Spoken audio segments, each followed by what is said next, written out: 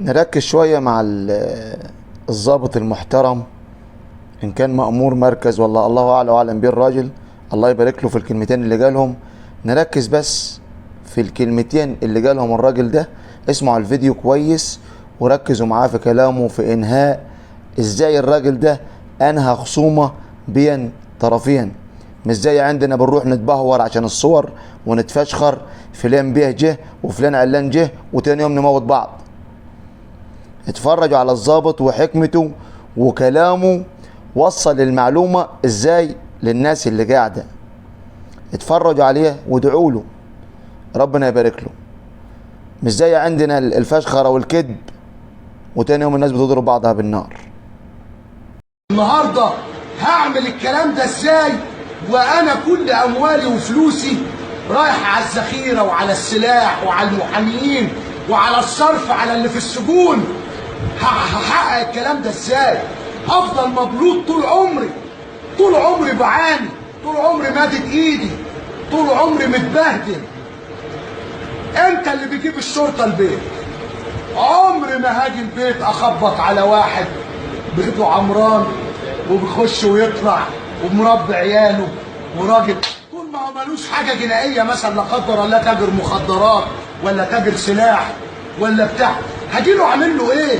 انما في الخصومات والمشاكل انت اللي بتجيبنا، انت اللي بتستدعيني، انت اللي بتجبرني اخش بيتك على اطفالك. والله ما مستحب هذا العمل بالنسبه لي، والله وانا اقسم ومصلي ظهر الجمعه ان الواحد بينزل هذه البلاغات وعلى عينه وعلى عيني ان افتح بيت امن اخش على اطفال ولا على ست ولا على بنات ولا نخش ننتهك اعراض حد على عيننا، ونفسنا ما نعملوش. انا نفسي اعدي اقول ده سلام عليكم اتفضل اشرب شاي، اجي اقعد معاه اقد عنده الواجب، يجي يزورني في المكتب. انا مش عايز اروح لحد ولا مش عايزين نخش بيوت حد. انت اللي بتجيبني، انت اللي بتستدعيني بمشكلتك وبالمصيبه اللي بتعملها وبترويع امن الناس اللي حواليك.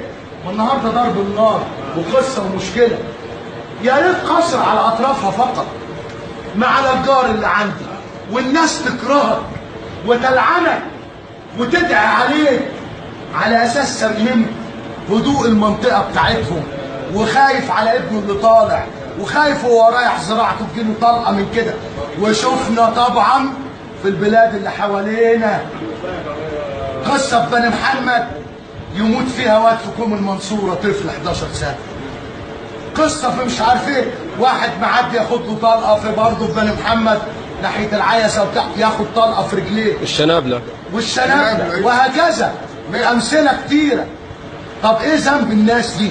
ذنب الناس دي هترفع ايديها لله كده وتقول حسبي الله ونعم الوكيل في الاطراف وفي الناس، وربنا يخرب بيوتهم زي ما خربوا بيوتنا. مش عايز اطيل عليكم عشان نلحق ننفذ بقيه الصلح ان شاء الله، وعشان حراره الجو. بارك الله فيكم جميعا وعليكم، وانا سعيد بتواجدي معاكم، ويا رب كل يوم تدعوني واجي على عينيا واجي على دماغي من فوق طالما صلح وخير ان شاء الله. ربنا لا يسعني سوى الاستعانه بقول الله تعالى: ربنا لا تؤاخذنا ان نسينا او اخطانا، ربنا ولا تحمل علينا اصرا كما حملته على الذين من قبلنا، ربنا ولا تحملنا ما لا طاقه لنا به، واعف عنا واغفر لنا وارحمنا، أنت مولانا فانصرنا على القوم الكافرين. والسلام عليكم ورحمة الله.